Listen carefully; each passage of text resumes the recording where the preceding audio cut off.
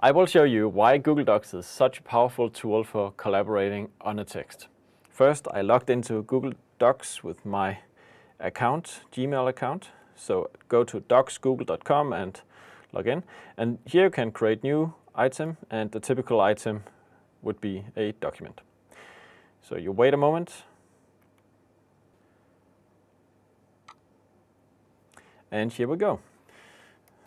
So I can write in my document here. As you can see, this looks very much like any word processor you already know. I'll write some more text. Okay, so I think we are at the end of it. So this is the text I want to write for this particular document, and I can save the document. Actually, it's being saved all the time, so if you, for some reason, crash your browser, it doesn't matter too much. As you can see, it was saved just a second ago here. So at this point, I just close my document. I see it here in my list. Oh, I forgot to give it a title. So I open it again, and I will title the document my mumble text. And okay, it's saved. I close. We see the document here in the list. Probably I should update by reloading the interface. There we go. And at this point, I could choose to share the file. So I need to use the checkbox, say this file, I would like to share it. And I simply email the editors I want to share it with. And I type in the email address of myself and press share.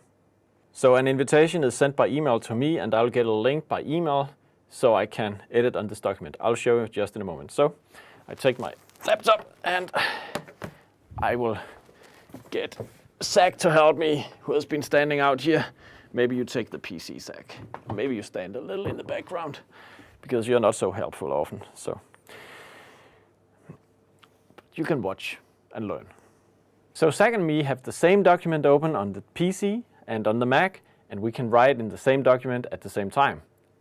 This is what I'm going to show now. What you see here is a split screen between the PC and the Mac. The Mac is on the left side, the PC is on the right side. So as you can see, what I wrote on the Mac was updated on the PC, and I will write something back to you. And if you notice on the Mac over here, I changed to the Mac now, you actually saw the writing directly in the document as it happened. So it's quite amazing what this application can do, and you can probably easily imagine how people could sit just next to each other working on the same text document in this way. One of the features that I like also is the fact that you can get a full revision history, and you can see what people have changed between points in time. So I'll show you that. So what you can do is you go to the revision history. It looks like this.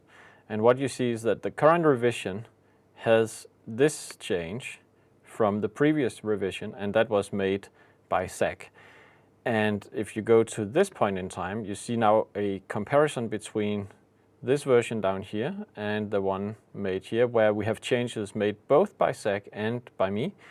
And I could easily see what is Zach's parts, or my parts, and what are Zach's parts. And you can disable this colored view. You can also get a more detailed revision history, and that is details which are essentially those down to the minute changes that Zach and me did on this document. Let's say I want to go back to the original.